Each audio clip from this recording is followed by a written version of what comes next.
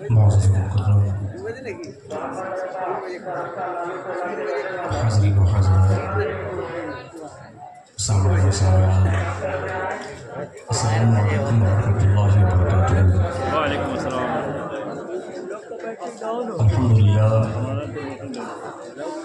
الحمدللہ الذی ابدع الافلاک والارضین، والصلاة والسلام علی سید الانبیاء والمرسلین وعلی آلہ واصحابہ اجمعین، اما بعد فاعوذ باللہ من الشیطان الرجیم، بسم اللہ الرحمن الرحیم، تعاونوا علی البر والتقوی، آمنت باللہ صدق اللہ العظیم وصدق رسولہ النبی الامین المتین المبین الکریم، ونحن علی ذلک لمن الشاہدین والشاکرین، والحمد للہ رب العالمین۔ اولاد آدم کا فخر، کشتی نوح کی حفاظت، ابراہیم و اسماعیل کی دعا، عیسیٰ و موسیٰ کی پیش گوئیوں کا مزداق، عرش و کرسی کے مسند نشین، جہاں میں ملکوت کے مسافر، سدرۃ المنتہا کے راہی، مسجد اقصیٰ کے امام المرسلین، شب اسریٰ کے دولہ، حریم قدس کے آشنا، یعنی پناہ بے کساں، شفیع مجرمہ، رحمت دو جہاں، خاتم پیغمبراں کی مقدس بارگاہ میں دیوانگی اور مستانگی کی ساری رضاؤں کو سمیٹ کر، خلوص و محبت کی چادر میں لپیٹ کر ہدیہ درود و سلام پیش کریں۔ اللہم صلی علی سیدنا شفیعنا نبینا و مولانا محمد مبارک وسلم کما تحب و ترضى بأن تصلی علیہ، صلاۃ و سلام علیک یا رسول اللہ، صلاۃ و سلام علیک یا حبیب اللہ صلی اللہ تعالی علیہ وسلم۔ ہم کہاں لالا و گل، شمس و قمر مانگتے ہیں، ہم کہاں لالا و گل، شمس و قمر مانگتے ہیں، صرف خاک قدم خیر بشر مانگتے ہیں۔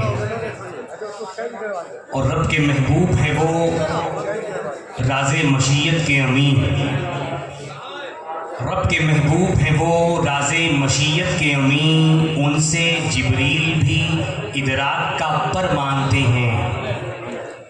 رب کے محبوب ہیں وہ راز مشیت کے امین، ان سے جبریل بھی ادراک کا پر مانگتے ہیں۔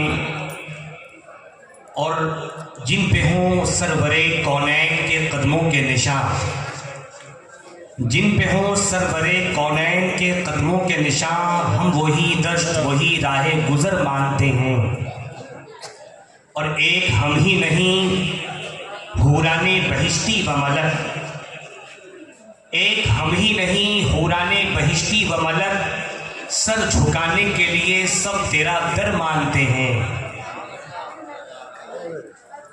سامعین و حاضرین، آج کی یہ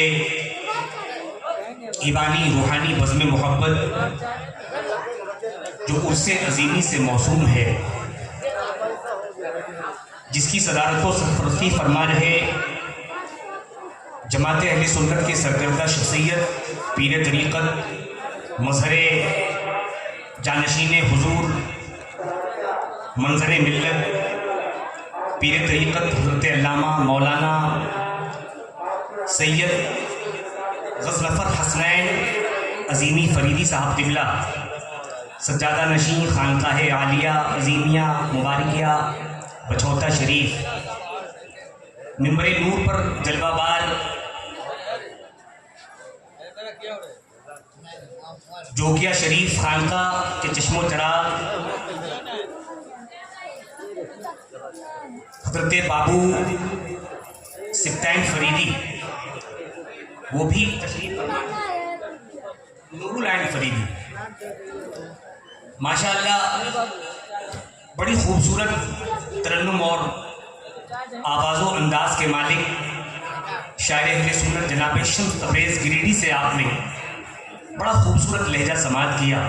مجھ سے اس سے پیشتر خطیب باوقار حضرت علامہ مولانا قاری نثار صاحب قبلہ سے ایک جامع خطاب آپ نے سماعت کیا۔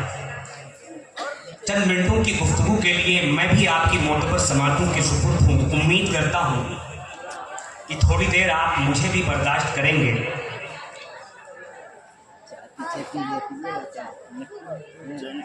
عرص عظیمی کا موقع ہے، عاشقوں اور غلاموں کی حاضری ہے،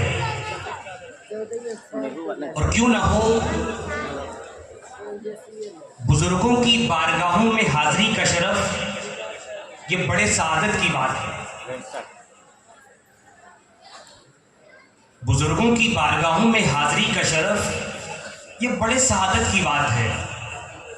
مولانا جلال الدین رومی کہتے ہیں نا، پیر راہ گزین کہ بپیر این سفر، اللہ والوں کی نسبت حاصل کرو، کیونکہ قبر و حشر کی منزلیں بہت ہی دشوار ہیں، بہت ہی خوفناک ہیں، اور اللہ والوں کی نسبت دنیا بھی سوار دیتی ہے، آخرت بھی سوار دیتی ہے.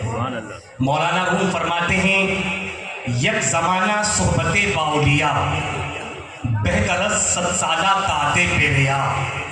آپ فرماتے ہیں کہ اللہ والوں کی صحبت میں گزارا ہوا ایک لمحہ 100 سال کی مسلسل عبادت، 100 سال کی کنٹینیوسلی عبادت سے بہتر ہے. اور اسی شعر کی تشریح کرتے ہوئے مولوی اشرف علی تھانوی، جو ہمارے مسلک و مشرب کے نہیں ہیں، وہ اس شعر کی تشریح کرتے ہوئے لکھتے ہیں کہ 100 سال تک مسلسل عبادت کرنے والا عابد بھی اپنے بارے میں یقین کامل کے ساتھ نہیں کہہ سکتا ہے کہ میرا خاتمہ بالخیر ہوگا، میری موت ایمان پر ہوگی. لیکن جسے اللہ والوں کی نسبت مل جائے، جسے اللہ والوں کی قربت مل جائے، جسے اللہ والوں کی صحبت مل جائے، اس کے بارے میں یقین کامل کے ساتھ کہا جا سکتا ہے کہ اس کا خاتمہ بالخیر ہی ہوگا، اس کی موت ایمان پر ہی ہوگی. اسی لیے کسی شاعر نے کہا، اللہ اللہ کرنے سے اللہ نہ ملے، اللہ والے ہیں جو اللہ سے ملا دیتے ہیں. تو اللہ والوں کی نسبت دنیا بھی سوار دیتی ہے، آخرت بھی سوار دیتی ہے. روز قیامت اولیاء کاملین کی ایک جماعت کو، صالحین کی ایک جماعت کو اللہ رب العزت پروانے جنت عطا فرمائے گا. پروانے جنت عطا فرمائے گا. وہ سب کے سب جنت میں داخل ہو رہے ہوں گے. دروازے پر انہیں روک لیا جائے گا، دروازے پر انہیں روک لیا جائے گا. وہ کہیں گے، مولا ہمیں روکا کیوں جا رہا ہے؟ پروانے جنت مل گیا، پروانے جنت مل گیا، جنت کی سند مل گئی، ہمیں روکا کیوں جا رہا ہے؟ کہا جائے گا، دیکھو ادھر دیکھو، وہ تم سے نسبت رکھنے والے لوگ ہیں. یہ دیکھو، یہ تم سے نسبت رکھنے والے لوگ ہیں. ادھر دیکھو، یہ تم سے محبت کرنے والے لوگ ہیں. ادھر دیکھو، وہ تم سے محبت کرنے والے لوگ ہیں. اور آج رب کا تم پر انعام یہ ہے کہ آج تم بھی جنت میں جاؤ، ساتھ میں انہیں بھی جنت لے کر جاؤ. تو اللہ والوں کی نسبت دنیا بھی سوار دیتی ہے، آخرت بھی سوار دیتی ہے. دنیا علم و فن کے امام فخر الدین رازی کو کون نہیں جانتا؟ دنیا علم و فن کے اتنے بڑے امام ہیں آپ کہ قرآن کی تفسیر لکھتے ہیں، قرآن کی تفسیر لکھتے ہیں تو 25 جلدوں پر مشتمل تفسیر کبیر دنیا والوں کو دیتے ہیں، جس سے آج پوری دنیا استفادہ کر رہی ہے، جس سے آج پوری دنیا فائدہ حاصل کر رہی ہے. آپ کی ذہانت و فطانت اور آپ کے انڈر اسٹینڈنگ کا عالم یہ تھا کہ آپ فرماتے ہیں کہ میں اگر چاہوں تو صرف اور صرف اعوذ باللہ من الشیطان الرجیم، اتنا چھوٹا سا سنٹینس آپ فرماتے ہیں میں اگر چاہوں تو صرف اور صرف اعوذ باللہ من الشیطان الرجیم سے 10,000 مسائل استنباط کروں، 10,000 مسائل نکال کر دوں. یہ کون فرما رہے ہیں؟ امام فخر الدین رازی فرما رہے ہیں. لیکن جب آپ کے نزا کا وقت آیا، جب آپ کا آخری وقت آیا، شیطان آ کھڑا ہوا اور کہا، رازی تو اللہ کو ایک مانتا ہے؟ ہاں مانتا ہوں. وحدانیت کا اقرار کرتا ہے؟ ہاں کرتا ہوں. میں نہیں مانتا، چل دلیل دے. امام فخر الدین رازی نے دلیل دینا شروع کیا. پہلی دلیل دی، شیطان نے اسے رد کر دیا. دوسری دلیل دی شیطان نے اسے رد کر دیا، تیسری دلیل دی شیطان نے اسے بھی رد کر دیا، چوتھی دلیل دی شیطان نے اسے بھی رد کر دیا، پانچویں دلیل دی شیطان نے اسے بھی رد کر دیا۔ آپ دلیلیں دیتے جا رہے ہیں، شیطان رد کرتا چلا جا رہا ہے۔ آپ دلیلیں دیتے جا رہے ہیں، شیطان رد کرتا چلا جا رہا ہے۔ 360 دلیلیں آپ نے دی اللہ کی وحدانیت پر، شیطان ایک ایک کر کے سب کو رد کرتا چلا گیا۔ اب آپ کے پاس کوئی دلیل نہ تھی، اب آپ کے پاس کوئی ایویڈینس نہ تھا، اب آپ کے پاس کوئی ریفرنس نہ تھا، اب آپ کے پاس کوئی جواب نہ تھا۔ گو مگو کی حالت میں تھے، کشمکش کی حالت میں تھے، لیکن اس کیفیت کو کشف کے ذریعے محسوس کر لیا۔ آپ کے پیر و مرشد شیخ نجم الدین کبریٰ نے سینکڑوں میل کی دوری پر آپ اپنی خانقاہ میں وضو کر رہے ہیں اور وضو کرتے ہوئے فرماتے ہیں غازی دلیلوں کے الجھن میں کیوں پڑتا ہے، کیوں نہیں کہہ دیتا میں بغیر دلیل کے اللہ کو ایک مانتا ہوں، میں بغیر دلیل کے اللہ کو ایک مانتا ہوں۔ روحانیت کے ذریعے یہ آواز آپ کی سماعت سے ٹکرائی، زبان سے بے ساختہ نکلا، میں بغیر دلیل کے اللہ کو ایک مانتا ہوں۔ اتنا کہنا تھا، شیطان وہاں سے بھاگ کھڑا ہوا۔ تو اللہ والوں کی نسبت دنیا بھی سوار دیتی ہے، آخرت بھی سوار دیتی ہے۔ اللہ والوں کی نسبت بڑی چیز ہے۔ یہی وجہ ہے حضرت مالک بن دینار فرماتے ہیں کہ میں نے عالم خواب میں جبریل امی کو کچھ لکھتے ہوئے دیکھا۔ پوچھا جبریل کیا لکھتے ہو؟ جبریل امی نے کہا اللہ کے ولیوں کا نام لکھ رہا ہوں، اللہ کے نیک بندوں کا نام لکھ رہا ہوں، صالحین کا نام لکھ رہا ہوں۔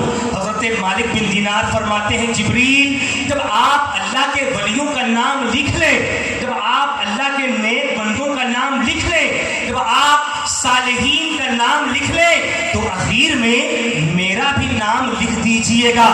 میں کوئی اللہ کا ولی تو نہیں، میں کوئی اللہ کا نیک بندہ تو نہیں، لیکن ہاں اللہ کے ولیوں سے نسبت رکھنے والا ہوں۔ جبریل امی لکھتے گئے لکھتے گئے لکھتے گئے اور آخر میں جب چاہا کہ لکھوں کہ مالک بن دینار اللہ کا ولی تو نہیں، مالک بن دینار اللہ کا نیک بندہ تو نہیں، لیکن اللہ کے ولیوں سے نسبت رکھنے والا ہے، غیب سے آواز آئی جبریل ٹھہرو، جو اللہ کے ولیوں سے نسبت رکھتا ہے اس کا نام نیچے نہیں اوپر لکھا جاتا ہے، اس کا نام نیچے نہیں اوپر لکھا جاتا ہے، اوپر لکھا جاتا ہے۔ تو اللہ والوں کی نسبت بڑی چیز ہے، اللہ والوں کی نسبت بڑی چیز ہے، اللہ والوں کی نسبت سے کمال پیدا ہوتا ہے۔ اور نسبت بڑی چیز ہے، جسے نسبت سمجھ میں نہیں آتا اسے قرآن پڑھنا چاہیے، اسے قرآن پڑھنا چاہیے۔ اذهبوا بقمیصی ھذا فالقوه علی وجہ ابیات بصیرا۔ حضرت یعقوب علیہ السلام اپنے بیٹے یوسف علیہ السلام کی جدائی پر اتنا روئے اتنا روئے اتنا روئے کہ آپ کے آنکھوں کی بینائی چلی گئی۔ اور جب اس بات کی خبر حضرت یوسف علیہ السلام کو لگی تو آپ نے اپنا کرتا اتار کر بھائیوں کو دیا اور کہا جب جانا تو ابا حضور کی آنکھوں سے مس کر دینا، ابا حضور کی آنکھوں سے لگا دینا۔ حضرت یوسف علیہ السلام وقت کے پیغمبر تھے، چاہتے دعا کرتے دعا فرماتے اللہ رب العزت بینائی عطا فرما دیتا، لیکن آپ نے دعا نہ کی کیونکہ نسبت کا کمال بتانا تھا، نسبت کی اثر انگیزی بتانی تھی۔ حضرت یوسف علیہ السلام نے کرتا اتار کر دیا بھائیوں کو کہ جب جانا تو ابا حضور کی آنکھوں سے مس کر دینا۔ بھائیوں نے آ کر اس کرتے کو ابا حضور کی آنکھوں سے مس کیا تو وہ آنکھیں جو بے نور تھی نور سے بھر گئی، وہ آنکھیں جو بے نور تھی منور و روشن و تابناک ہو گئی۔ تو نسبت بڑی چیز ہے، اللہ والوں کی نسبت بڑی چیز ہے، اللہ والوں کی نسبت سے کمال پیدا ہوتا ہے۔ پڑھو سورہ انبیاء، قلنا یانا رکونی برتم و سلامن علی ابراہیم۔ جب نمرودیوں نے حضرت ابراہیم علیہ السلام کو آگ میں ڈالا تو ابراہیم علیہ السلام کے لیے حکم ہوا یانا رکونی برتم و سلامن علی ابراہیم، اے آگ ابراہیم کے حق میں ٹھنڈی ہو جا۔ ابراہیم علیہ السلام کا جسم و تن محفوظ رہا، لیکن وہ لباس جو ابراہیم علیہ السلام کے جسم و تن پر تھا وہ لباس بھی محفوظ رہا، اور وہ جوتی جو ابراہیم علیہ السلام کے قدموں میں تھی وہ جوتی بھی آگ سے محفوظ رہی۔ تو اللہ والوں کی نسبت بڑی چیز ہے، اللہ والوں کی نسبت سے کمال پیدا ہوتا ہے، اللہ والوں کی نسبت بڑی چیز ہے۔ پڑھو سورہ کہا، قال بصرت بما لم يبصروا به فقبضت قبضة من اثر الرسول فنبذتها وكذلك سولت لنفسي۔ حضرت موسیٰ علیہ السلام کوہ طور سے جب لوٹے تو کیا دیکھا؟ سامری جادوگر نے جو سونے کا بچھڑا بنایا تھا اس بچھڑے میں زندگی آ گئی ہے، جان آ گئی ہے، وہ چلتا بھی ہے، بولتا بھی ہے، لوگ اس کی پوجا بھی کر رہے ہیں۔ آپ کو بڑی حیرت ہوئی، پوچھا سامری جادوگر یہ ممکن کیسے ہوا، یہ پاسبل کیسے ہوا؟ یہ سونے کا بچھڑا، یہ دھات کا بچھڑا، اس میں زندگی آ گئی، اس میں جان آ گئی، یہ چلتا بھی ہے، بولتا بھی ہے۔ تو سامری جادوگر نے کہا موسیٰ پیغمبر یاد کیجئے وہ دن جس دن جبریل آپ سے ملنے کے لیے آئے تھے، جس گھوڑے پر وہ سوار تھے اس گھوڑے کا قدم جہاں جہاں پڑتا تھا وہاں وہاں زندگی اور جان پیدا ہو جاتی تھی۔ اس گھوڑے کا قدم جہاں جہاں پڑتا تھا اس وہاں پر زندگی اور جان پیدا ہو جاتی تھی، وہاں ہریالی آ جاتی تھی، وہاں سبزہ اگاتا تھا۔ میں سمجھ گیا یہ کوئی عام بندہ نہیں بلکہ یہ خاص بندہ ہے، یہ اسپیشل بندہ ہے، اس لیے میں نے وہاں سے مٹیاں اٹھا لی جہاں جہاں گھوڑے کے قدم پڑے تھے، میں نے وہاں سے مٹیاں اٹھائیں اور ان مٹیوں کو بچھڑے کے منہ میں ڈال دیا تو اس میں زندگی اور جان پیدا ہو گئی، اس میں زندگی اور جان پیدا ہو گئی۔ میں کہتا ہوں کہ جب جبریل کے گھوڑے کے قدموں کی نسبت کا یہ عالم ہے تو حضور کے قدموں کی نسبت کا عالم کیا ہوگا، حضور کے قدموں کی نسبت کا عالم کیا ہوگا۔ نسبت کو سمجھنا ہے تو پڑھو سورۃ الکہف، وَقَلْبُهُمْ بَاسِطٌ ذِرَاعَیْهِ بِالْوَسِیلِ۔ میں کہتا ہوں اصحاب کہف کے کتے نے کون سی نمازیں پڑھی تھیں، کون سا روزہ رکھا تھا، کون سا خیر و حسنات کا ذخیرہ تیار کیا تھا؟ کوئی نماز نہیں، کوئی روزہ نہیں، خیر و حسنات کا کوئی ذخیرہ نہیں، لیکن ایک روایت کے مطابق اللہ رب العزت روز قیامت اس کتے کو شکل انسانی دے کر جنت میں داخل فرمائے گا۔ کتے کو نسبت ہو جائے بنی اسرائیل کے ولیوں سے تو وہ جنتی ہو جائے، اور جسے حضور کی امت کے ولیوں سے نسبت ہو جائے پھر اس کا مقام کیا ہوگا، پھر اس کی شان کیا ہوگی۔ سبحان اللہ، سبحان اللہ۔ تو اللہ والوں کی نسبت بڑی چیز ہے، اللہ والوں کی نسبت سے کمال پیدا ہوتا ہے، اللہ والوں کی نسبت بڑی چیز ہے۔ میں نے جس آیت مقدسہ کی تلاوت کا شرف حاصل کیا، اللہ رب العزت قرآن مقدس میں ارشاد فرماتا ہے تعاونوا علی البر والتقوی، نیکی کے کاموں میں، اچھے کاموں میں، بھلے کاموں میں ایک دوسرے کی مدد کرو، ایک دوسرے کا ہیلپ کرو، ایک دوسرے کا سہیوگ کرو، ایک دوسرے کا سپورٹ کرو، ایک دوسرے کی مدد کرو، معاونت کرو۔ قرآن کہتا ہے تعاونوا علی البر والتقوی۔ پیغمبر فرماتے ہیں جب کوئی کسی کی مدد کرتا ہے، جب کوئی کسی کا ہیلپ کرتا ہے، ہم یہ سمجھتے ہیں نماز روزہ حج زکوٰۃ یہی عبادت ہے، میں کہتا ہوں کہ یہ وہ اعمال ہیں اور یہ وہ خیر و حسنات کے ذخیرے ہیں جس کی بنیاد پر اللہ تبارک و تعالیٰ کی بارگاہ میں ایک بندہ محبوب ہو جاتا ہے، مقبول ہو جاتا ہے، پسندیدہ ہو جاتا ہے۔ یہ عمل کسی کی مدد کرنا، کسی کا ہیلپ کرنا، کسی کا سہیوگ کرنا، کسی کے کام آنا، کسی کے دکھ درد کو بانٹنا، کسی کے آنسوؤں کو پوچھنا، یہ عمل رب تبارک و تعالیٰ کو بڑا محبوب ہے، بڑا پسندیدہ ہے۔ ایک بندہ اس اعمال کے ذریعے، ایسے اعمال کے ذریعے رب تبارک و تعالیٰ کی قربت حاصل کر لیتا ہے، رب تبارک و تعالیٰ کی دوستی حاصل کر لیتا ہے، رب تبارک و تعالیٰ کی خلت حاصل کر لیتا ہے۔ پیغمبر فرماتے ہیں جب کوئی کسی کی مدد کرتا ہے اللہ تبارک و تعالیٰ اس کے خیر اور بھلائی کے دروازے کھول دیتا ہے۔ دوسری روایت کا مفہوم ہے، پیغمبر فرماتے ہیں جب کوئی کسی کی مدد کرتا ہے، کوئی کسی کا ہیلپ کرتا ہے، سہیوگ کرتا ہے، پیغمبر فرماتے ہیں رب تبارک و تعالیٰ اسے جہاد کرنے والوں کے برابر ثواب عطا فرماتا ہے۔ ایک دوسری روایت کا مفہوم ہے جب کوئی کسی کی مدد کرتا ہے تو اللہ تبارک و تعالیٰ اس کے 70 گناہوں کو معاف فرما دیتا ہے اور 70 نیکیوں کا اضافہ اس کے نامے اعمال میں فرما دیتا ہے۔ رب تبارک و تعالیٰ کی بارگاہ میں ایک بندہ کسی کی مدد کر کے، ایک بندہ مومن کی مدد کر کے، ایک بندہ مومن کا ہیلپ کر کے، اس کا سہیوگ کر کے رب تبارک و تعالیٰ کی قربت حاصل کر لیتا ہے۔ یہ پروسیس اور یہ اعمال رب تبارک و تعالیٰ کی بارگاہ میں بندوں کو محبوب بنا دیتی ہیں۔ پیغمبر فرماتے ہیں خیر الناس من ينفع الناس، تم میں سب سے بہترین اور گریٹ انسان وہ ہے جو ایک دوسرے کے لیے بینیفیشیل ہو، جو ایک دوسرے کے لیے لابھ دائک ہو، جو ایک دوسرے کے لیے نفع بخش ہو۔ آج آپ اپنی سوسائٹی کا جائزہ لیں، اپنے معاشرے کا جائزہ لیں تو آپ یہ پائیں گے کہ 80% طبقہ اسی ذہنیت میں جیتا ہے، اسی تھاٹس میں جیتا ہے کہ فلاں کو نقصان کیسے پہنچایا جائے، فلاں کو ڈومینیٹ کیسے کیا جائے، فلاں کو کرٹیسائز کیسے کیا جائے، فلاں کو ذلیل اور رسوا کیسے کیا جائے، فلاں کو نقصان اور ضرر کیسے پہنچایا جائے، فلاں کو تباہ و برباد کیسے کیا جائے، فلاں کو کیس میں کیسے انوالومنٹ کیا جائے، فلاں کو تباہ و برباد کیسے کیا جائے۔ لیکن پیغمبر فرماتے ہیں من سلم الناس بلسان ویدہ، اپنی زبان، اپنے ہاتھ، اپنے وجود اور اپنے وجود کے کسی حصے اور کسی پارٹ سے کسی کو تکلیف نہ دو۔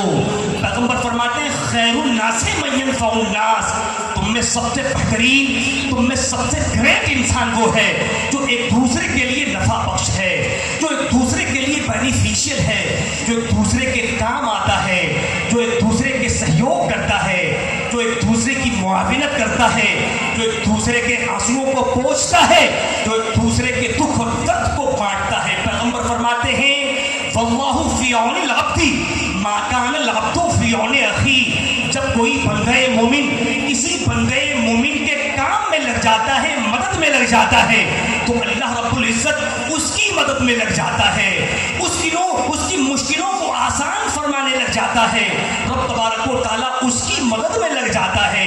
اور پیغمبر اسلام نے صرف فرمایا نہیں بلکہ پریکٹیکلی طور پہ، فزیکلی طور پہ، عملی طور پہ ڈیمونسٹریشن کر کے بتایا پیغمبر اسلام نے کہ دیکھو ایک دوسرے کی مدد کیسے کی جاتی ہے، ایک دوسرے کے کام کیسے آیا جاتا ہے، ایک دوسرے کے دکھ اور درد کو کیسے بانٹا جاتا ہے، ایک دوسرے کے آنسوؤں کو کیسے پوچھا جاتا ہے، ایک دوسرے کی مشکلوں کو آسان کیسے کیا جاتا ہے۔ پیغمبر اسلام نے پریکٹیکلی اور فزیکلی طور پہ ڈیمونسٹریشن کر کے بتایا۔ پیغمبر اسلام کے حوالے سے حضرت عائشہ فرماتی ہیں کہ ایک چھوٹا سا بچہ بھی آپ کو پکار لیتا تو آپ اس چھوٹے سے بچے کے جواب میں فرماتے لبیک لبیک لبیک، میں حاضر ہوں، بتاؤ تمہیں کس بات کی ضرورت ہے، بتاؤ تمہیں کون سا کام ہے، بتاؤ تمہاری کون سی مدد کرنی ہے۔ پیغمبر اسلام ایک چھوٹا سا بچہ، مدینے کا ایک لاغر انسان، نہیں کمزور ناتواں، کوئی آپ کو پکار لیتا، اپنا بیگانہ دوست دشمن، آپ اس کے جواب میں فرماتے لبیک، بتاؤ کون سا کام ہے، بتاؤ کون سی ضرورت ہے۔ ایک چھوٹا سا بچہ کہتا میرے لیے بازار سے مٹھائی لا دو تو آقا علیہ السلام انکار نہیں فرماتے، بازار جاتے، اس ایک بچے کے لیے بازار جا کر مٹھائی لا کر دے دیتے۔ پیغمبر اسلام کے حوالے سے روایتوں میں بات ملتی ہے کہ پیغمبر اسلام کاشان اقدس سے نکلتے تو پڑوسیوں سے پوچھتے تھے تمہیں بازار سے سودا و سلف منگوانے کی ضرورت ہے، بازار سے ساز و سامان منگوانے کی ضرورت ہے، تو محمد عربی تمہاری ضرورتوں کی تکمیل کے لیے کھڑا ہے، محمد عربی تمہاری لوازمات اور ضروریات کی تکمیل کے لیے کھڑا ہے، محمد عربی تمہاری خواہشوں کے احترام کے لیے کھڑا ہے۔ آج ہماری سوسائٹی کا کوئی نیتا، کوئی پولیٹیشین کمبل اور چادر بانٹ دے، دال اور چاول بانٹ دے، کوئی کھانے اور پینے کا سامگری بانٹ دے تو لوگ کہتے ہیں یہ بہت بڑا سوشل ایکٹیوسٹ ہے، یہ بہت بڑا سماج سیوی ہے، یہ بہت بڑا سماج سیوی ہے۔ میں کہتا ہوں پیغمبر اسلام سے بڑا دوسرا کوئی سماج سیوی نہیں، پیغمبر اسلام سے بڑا سوشل ایکٹیوسٹ کوئی دوسرا نہیں۔ ذرا دیکھیں کہ پیغمبر اسلام کس انداز میں عملی طور پہ کام آگے بتا رہے ہیں کہ دیکھو ایک دوسرے کے کام کیسے آیا جاتا ہے۔ آپ کاشان اقدس سے نکلتے تو پڑوسیوں سے پوچھتے تھے تمہیں کون سا کام ہے، تمہیں کون سی ضرورت ہے، اور اگر کسی ڈول کے ذریعے پانی بھرتے ہوئے دیکھتے تو آپ اس کے ڈول کو پکڑتے، کنویں سے پانی نکالتے، گھڑے کو اپنے مبارک کندھے پر رکھتے، اس کے گھر تک پہنچا دیا کرتے آقا علیہ السلام، اس کے گھر تک پہنچا دیا کرتے۔ روایتوں میں بات ملتی ہے کہ چند صحابہ کرام کے ساتھ آقا علیہ السلام سفر میں ہیں، سفر میں بکرا ذبح کرنے کی بات آئی۔ ایک نے کہا میں بکرا ذبح کروں گا، دوسرے نے کہا کھال اتاروں گا، تیسرے نے کہا پکاؤں گا۔ تینوں کی باتیں آقا علیہ السلام نے سنی اور سن کر ارشاد فرمایا میں پکانے کے لیے لکڑیاں جمع کروں گا۔ غلاموں نے کہا تھا حضور ہماری جانیں آپ کے قدموں پہ قربان، ہماری مائیں آپ کے قدموں پہ قربان، ہمارے باپ آپ کے قدموں پہ قربان، ہمیں غیرت آتی ہے، حیا آتی ہے، آپ ایسا نہ فرمائے، ان کاموں کے لیے ہم کافی ہیں۔ تو حضور نے فرمایا تھا غلاموں جو تمہارا کام ہے تم کرو، یہ میرا کام ہے میں کروں گا، جو تمہارا کام ہے تم کرو، یہ میرا کام ہے میں کروں گا۔ تو پیغمبر اسلام نے ڈیمونسٹریٹ کر کے بتایا کہ دیکھو ایک دوسرے کے کام کیسے آیا جاتا ہے، ایک دوسرے کی مدد کیسے کی جاتی ہے، ایک دوسرے کے دکھ اور درد کو کیسے بانٹا جاتا ہے۔ پیغمبر اسلام مکے کی گلیوں سے گزر رہے ہیں، کسی گھر سے رونے کی آواز آئی، رونے کی آواز آئی۔ پیغمبر اسلام اس گھر کے قریب گئے، کیا دیکھا ایک حبشی غلام ہے، چکی پیس رہا ہے، رو رہا ہے، چکی پیس رہا ہے، روتا چلا جا رہا ہے، چکی پیس رہا ہے۔ پیغمبر اسلام نے فرمایا روتے کیوں ہو، رونے کی وجہ کیا ہے، رونے کا سبب کیا ہے، رونے کا ریزن کیا ہے؟ غلام نے کہا کیا بتاؤں، میرا آقا بڑا ظالم ہے، دن میں مجھ سے اونٹ چلواتا ہے، شام میں گھر واپس آتا ہوں مجھے جو پیسنے کو دے دیتا ہے، میرا آقا ظالم ہے۔ 3 راتیں گزر گئیں میں سویا نہیں ہوں، میری آنکھیں جلتی ہیں۔ آقا علیہ السلام نے فرمایا ایسا ہے، اگر ایسا ہے تو لاؤ چکی دو، میں تمہاری چکی پیس دیتا ہوں۔ آقا علیہ السلام نے چکی کو پکڑا، پیسنا شروع کیا، غلام ریلیکس کرتا گیا، آقا علیہ السلام چکی پیستے گئے، غلام سوتا گیا، آقا علیہ السلام چکی پیستے گئے، غلام ریلیکس کرتا گیا، آقا علیہ السلام چکی پیستے گئے، یہاں تک کہ جو ختم ہو گیا۔ دوسرے روز پھر آقا علیہ السلام پہنچ گئے، غلام لاؤ چکی دو، میں تمہاری چکی پیس دیتا ہوں۔ پھر آقا علیہ السلام نے چکی کو پکڑا، پیسنا شروع کیا، غلام ریلیکس کرتا گیا، آقا علیہ السلام چکی پیستے گئے، غلام سوتا گیا، آقا علیہ السلام چکی پیستے گئے، غلام ریلیکس کرتا گیا، آقا علیہ السلام چکی پیستے گئے، یہاں تک کہ جو ختم ہو گیا۔ تیسرے روز پھر آقا علیہ السلام پہنچ گئے، غلام لاؤ دو چکی دو، میں تمہاری چکی پیس دیتا ہوں۔ غلام نے کہا ارے آپ ہو کون، آپ کا انٹروڈکشن کیا ہے، آپ کی آئیڈینٹیفیکیشن کیا ہے، آپ کا تعارف، آپ کا پریچے ہے کیا، آپ ہو کون؟ تو آقا علیہ السلام نے فرمایا تھا میں محمد عربی خدا کا دین و مذہب اسلام لے کر آیا ہوں جو سوائے خدائے واحد کے کسی کے سامنے جھکنے کی دعوت نہیں دیتا۔ غلام نے کہا اے محمد عربی آپ کے دین و مذہب میں مجھے دنیا اور آخرت کی ساری بھلائیاں نظر آتی ہیں، آپ کے دین و مذہب میں مجھے دنیا اور آخرت کا سارا ڈیولپمنٹ نظر آتا ہے، آپ کے مذہب میں دنیا اور آخرت کی ساری اچھائیاں نظر آتی ہیں۔ اے محمد عربی مجھے بھی کلمہ اسلام پڑھاؤ، مشرف با اسلام کر۔ سبحان اللہ سبحان اللہ، کیا بات ہے، بہت اچھا۔ تو آقا علیہ السلام نے ڈیمونسٹریٹ کر کے بتایا، آقا علیہ السلام نے پریکٹیکلی اور فزیکلی ڈیمونسٹریشن کر کے بتایا کہ دیکھو ایک دوسرے کے کام کیسے آیا جاتا ہے، ایک دوسرے کی مدد کیسے کی جاتی ہے، ایک دوسرے کے دکھ درد کو کیسے بانٹا جاتا ہے، دیکھو ایک دوسرے کے کام کیسے آیا جاتا ہے۔ واللہ فی عون العبد ما کان العبد فی عون اخیہ، جب کوئی بندہ مومن کسی بندہ مومن کی مدد کرنے لگ جاتا ہے تو اللہ رب العزت اس کی مدد میں لگ جاتا ہے، اس کی مشکلوں کو آسان فرمانے لگتا ہے، اس کے لیے راستے کھول دیتا ہے، خیر کے دروازے کھول دیتا ہے، بھلائیوں کے دروازے کھول دیتا ہے۔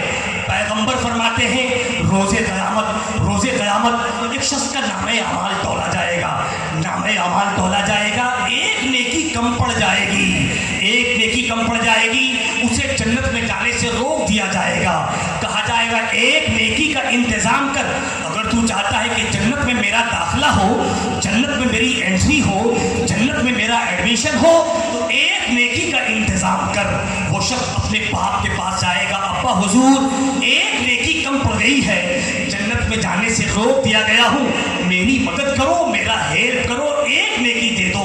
बाप कहेगा मैं तो खुद कसबुर्सी के आलम में हूँ, मैं तो खुद नफ्सा नफ्सी के आलम में हूँ, मैं तुम्हारी मदद कहाँ से करूँ, मैं आज तुम्हारी मदद नहीं कर सकता। वो शख्स अपनी माँ के पास जाएगा, अम्मी जान एक नेकी कम पड़ गई है, जन्नत में जाने से रोक दिया गया हूँ, मेरी मदद करो। माँ का भी जवाब वही होगा, बेटा आज मैं तुम्हारी मदद नहीं कर सकता, मैं तो खुद नफ्सा नफ्सी के आलम में हूँ, खुदा बंदे कुद्दूस के कहरो जलाल और कहरो गजब की चिंगारियां बरस रही हैं, मैं तुम्हारी मदद नहीं कर सकती। वो शख्स वहां से फिर अपने भाई के पास जाएगा, भाई जान एक नेकी दे दो, एक नेकी कम पड़ गई है, जन्नत में जाने से रोक दिया गया हूँ। भाई का भी जवाब वही होगा, मदद नहीं कर सकता। वो अपनी बहन के पास जाएगा, एक नेकी दे दो, जवाब होगा नहीं। अपने बेटे के पास जाएगा, एक नेकी दे दो, जवाब होगा नहीं। बेटी के पास जाएगा, एक नेकी दे दो, जवाब होगा नहीं। वो अपने तमाम ख़िशो अकारी दोस्तों अहबाब पेरेंट्स और फ्रेंड्स के पास जाएगा, एक नेकी दे दो, सबका जवाब वही होगा, आज नेकी नहीं दे सकता, आज नेकी नहीं दे सकता। एक शख्स की नजर पड़ेगी, कहेगा यार तू बड़ा परेशान है, परेशान किस बात को लेकर है? वो कहेगा यार क्या बताऊं, बड़ा परेशान हूँ, एक नेकी कम पड़ गई है, जन्नत में जाने से रोक दिया गया हूँ। वो शख्स कहेगा ऐसा है, अगर ऐसा है तो ऐसा कर, मेरे पास तो एक ही नेकी है और इस एक नेकी से मेरा होगा क्या, इस एक नेकी से अल्लाह मुझे जन्नत तो देगा नहीं, तो ऐसा कर, ले ये एक नेकी और चला जा जन्नत में, ले ये एक नेकी चला जा जन्नत में। वो शख्स नेकी लेगा, मसरतो शादमानी की कैफियत में रब की अदालत में हाजिर होगा, मौला मिल गई नेकी, मिल गई नेकी। रब तबारक व तआला जबकि अलीम है, कबीर है, बसीर है, नज़ीर है, अला कुल्ले शैइन कदीर है, नहनो अक़रबो इलैहि बिल हब्लिल वरीद है, वो बंदों के दिलों के एहसासात और जज्बात से बाखबर है, फिर भी फरमाएगा बंदे इस नफ्सा नफ्सी के आलम में जबकि कोई किसी का पुरसाने हाल नहीं, कोई किसी का यारो मददगार नहीं, इस डिफिकल्ट कंडीशन में तुझे नेकी किसने दे दिया? उसे बुला, उसे हाजिर कर, वो हाजिर किया जाएगा। रब तबारक व तआला इरशाद फरमाएगा तुझे एक नेकी मिल गई, तू जा जन्नत में, और इसने एक नेकी से तेरी मदद की है, और जो मेरे बंदे की मदद करता है मैं उसकी मदद करता हूँ, तू भी जन्नत में जा, इसे भी अपने साथ जन्नत में जा। तो एक दूसरे के काम आओ, ये बुजुर्गों के आराज का पैगाम यही है, बुजुर्गों का उद्देश्य यही है, बुजुर्गों की तालीमात यही है, और बुजुर्गों के तमाम तर जो जहद मुसलसल हैं और उनकी जो काविशें हैं वो यही है कि हम एक दूसरे के काम आए, एक दूसरे की मुश्किलों में आसानियां पैदा करें, एक दूसरे के काम आए, एक दूसरे के लिए खैर के दरवाजे खोलें। मैंने जिस आयत मुक़द्दसा की तिलावत का शरफ हासिल किया, अल्लाह कुरान में फरमाता है ताबनु अलल बिर्रि वत्तक़वा, नेकी और भलाई के कामों में एक दूसरे की मदद करो। अल्लाह रब्बुल इज़्ज़त की बारगाह में दुआ है मौला ताला हम तमाम लोगों को पैगाम इस्लाम पे अमल करने की तौफीक रफ़ीक अता फरमाए। अस्तग़फिरुल्लाह रब्बी मिन कुल्लि ज़ंबी व अतूबु इलैहि, ला इलाहा इल्लल्लाहु मुहम्मद।